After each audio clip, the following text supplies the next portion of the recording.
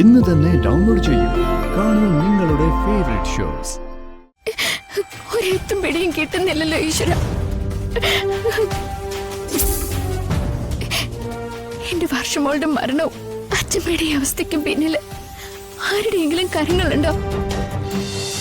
ആ സ്ഥിതിക്ക് ആ കാർ ഓടിച്ചിരുന്ന ഡ്രൈവറെ കുറിച്ച് അന്വേഷണം വന്നാൽ ഞാൻ കുടുങ്ങില്ലേ? അങ്ങനെ നീ പേടിക്കൊന്നും വേണ്ട. ഇനി ഡ്രൈവറെ കുറിച്ച് അന്വേഷണം വന്നാൽ അത് നിന്റെ നേർക്ക് തിരിയായിരിക്കാനുള്ള ഏർപ്പാടുകളെല്ലാം ഞാൻ ചെയ്ത് കഴിഞ്ഞു. ശരിയായിരിക്കാം. അച്ഛന്റെ ഏർപ്പാടുകളെ മറികടന്ന് അന്വേഷണം എനിക്ക് നേരെ തിരിഞ്ഞാലോ?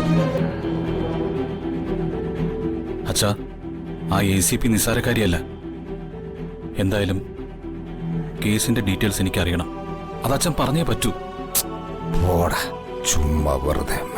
അച്ഛാ പ്ലീസ് അച്ഛാ, അച്ഛാ പ്ലീസ്.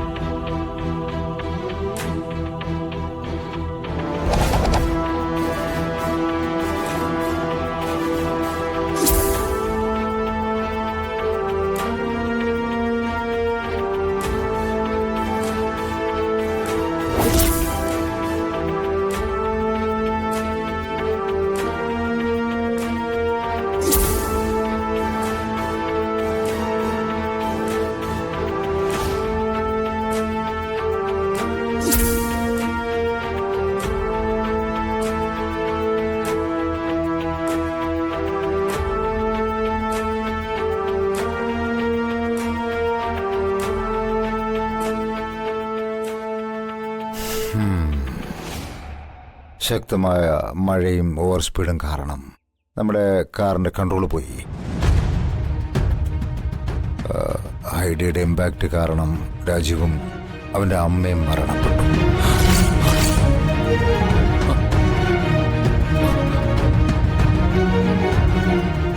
രണ്ട് നിരപരാധികളുടെ ജീവനെടുത്തുന്ന കുറ്റബോധം നിനക്കുണ്ടാകാതിരിക്കാൻ ഡോക്ടറെ കൊണ്ട് കള്ളം പറയിപ്പിച്ചതും ഞാൻ തന്നെയാണ്.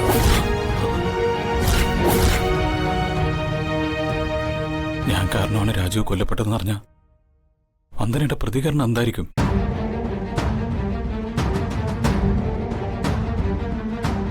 വന്ദനയുടെ ചോദ്യങ്ങൾക്ക് ഞാൻ എന്ത് മറുപടി പറയും? എനിക്ക് നഷ്ടപ്പെടുന്നത് എന്റെ കുടുംബജീവിതം. അതൊന്നും ഓർത്ത് നീ തല പുണ്ണാക്കണ്ട. അന്വേഷണം എന്റെയും നിന്റെയും നേർക്ക് തിരിയാതിരിക്കാൻ വേണ്ട കെട്ട് ഞാൻ കെട്ടിക്കഴിഞ്ഞു. അന്ന് നടന്ന ആക്സിഡന്റ് ഉത്തരവാദിത്വം ഏറ്റെടുക്കാൻ ഒരു ഡ്രൈവറെ ഏർപ്പെടുത്തി കഴിഞ്ഞു. മുന്നേ ഇവിടെ നിനക്കൊരു പോറൽ പോലെ ഏൽക്കില്ല പോരെ?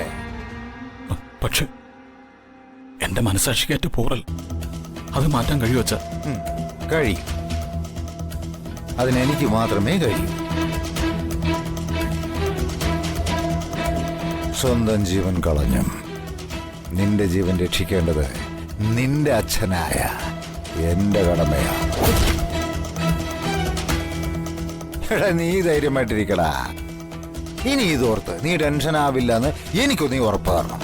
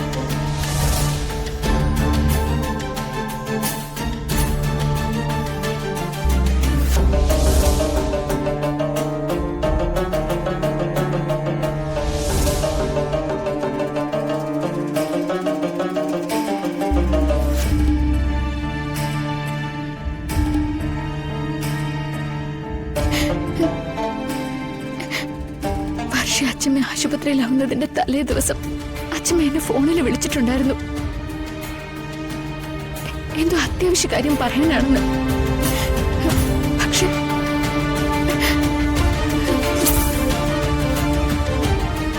ഹലോ ഹലോ അച്ഛമ്മേ, ഹലോ അച്ഛമ്മേ.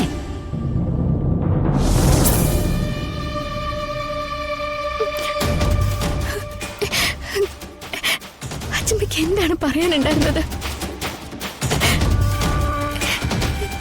എന്തുകൊണ്ട് അത് പറയുന്നതിന് മുന്നേ ഫോൺ കട്ടായത്? ഒരെത്തും പിടിയും കിട്ടുന്നില്ലല്ലോ ഈശ്വര. എന്റെ വർഷമോളുടെ മരണവും അച്ഛമ്മയുടെ ഈ അവസ്ഥയ്ക്കും പിന്നില് ആരുടെയെങ്കിലും കാര്യങ്ങളുണ്ടോ?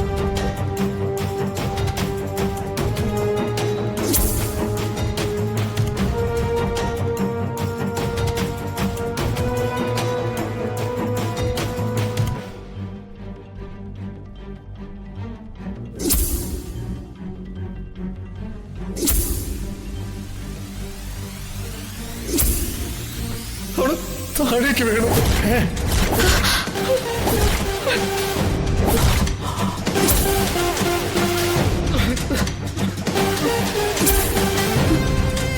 വിക്രം,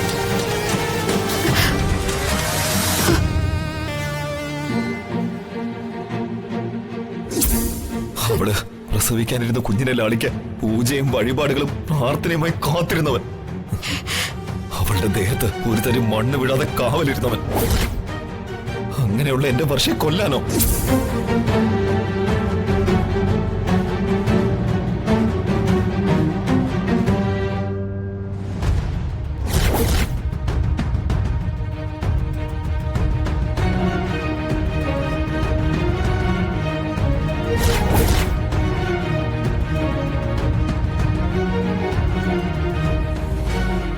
മാനത്തെ കൊട്ടാരം